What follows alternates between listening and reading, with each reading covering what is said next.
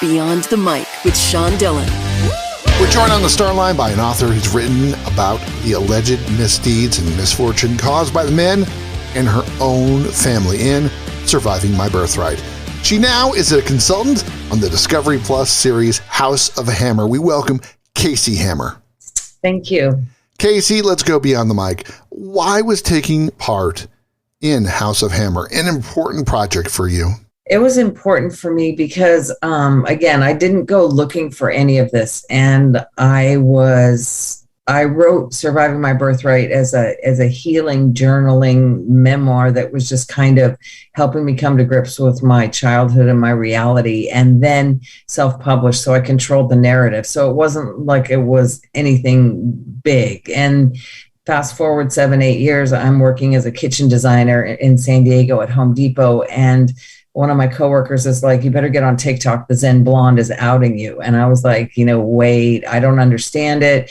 And I watched her in 2 hours live read my book. And in that moment, I went from five followers to 5,000. And it was one of those things. I didn't grow up with social media, so I didn't understand the impact. And I didn't know it was that out of control feeling like, oh my God, I'm out there now. And so it's in that moment where I think the universe gives you an option of how are you going to handle this? Because I was getting a lot of calls wanting to be a soundbite for Army's implosion. And it was almost like, he's going to do that on his own. And how can I turn this into a positive?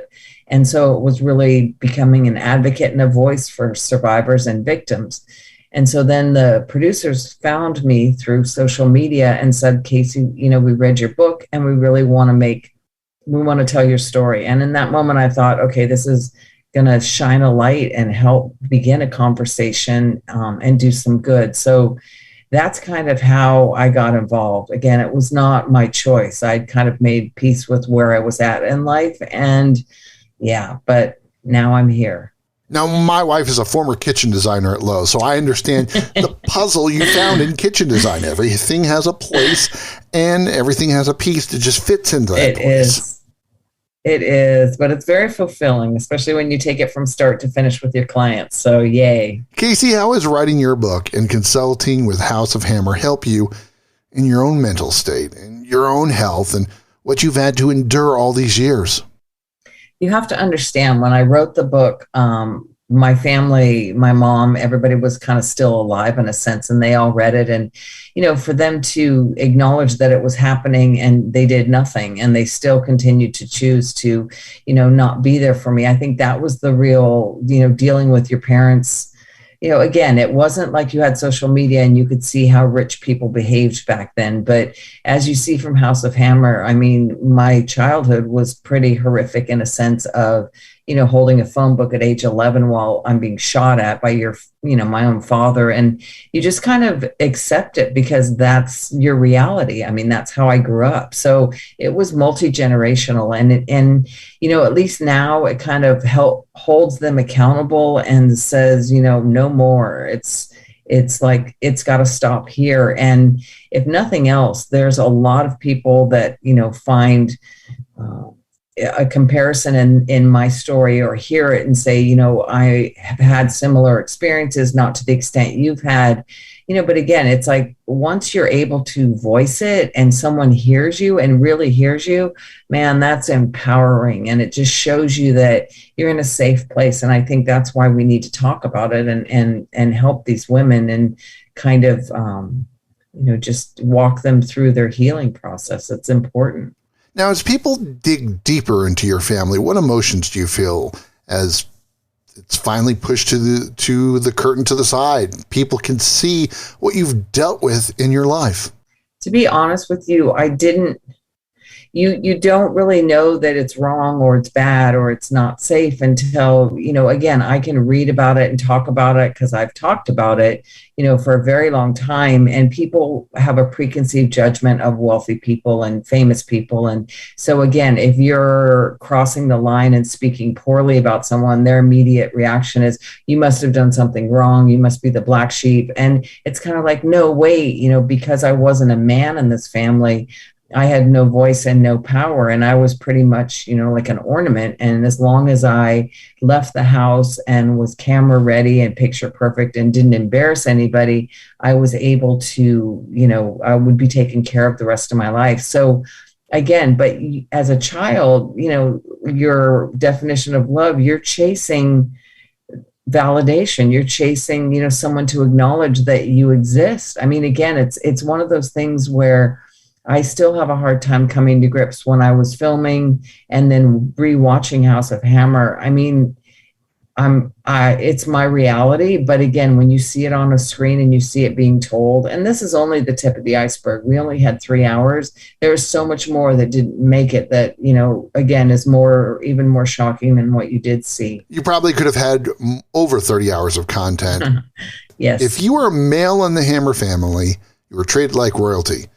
But I want to know, what's your favorite memory of your mother? That's a tough one.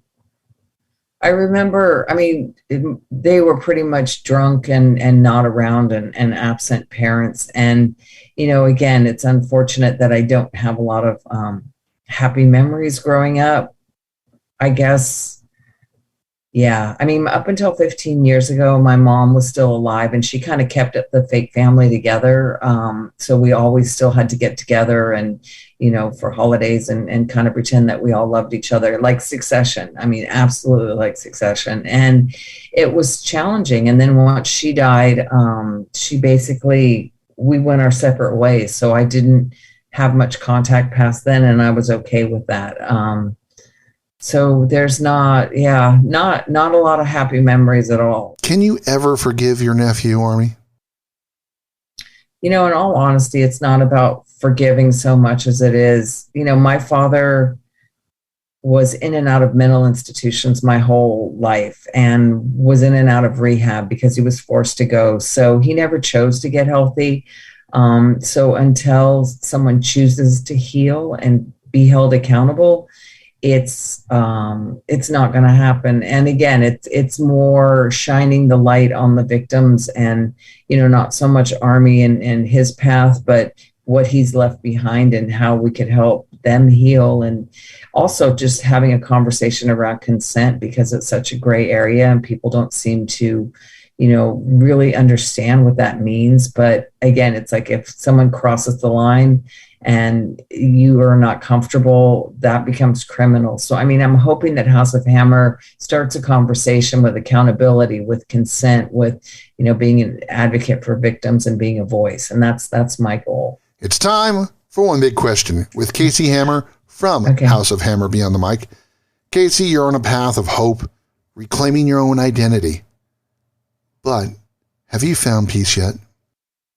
I think every day I do a lot of yoga, I do a lot of meditating, and, again, it's a process. The universe is kind of giving me all this random, I really truly believe that I found my purpose. So I don't know where that's going to lead me, but if I can make it through the day and hopefully affect one person and empower one person, it's very freeing. And I want other people to feel that as well. There is hope beyond being a victim or a survivor. You can see House of Hammer on Discovery Plus. Casey Hammer, thanks for taking the time to talk with us today. Thank you. You have a great day. And that, my friends, is a Beyond the Mic shortcut.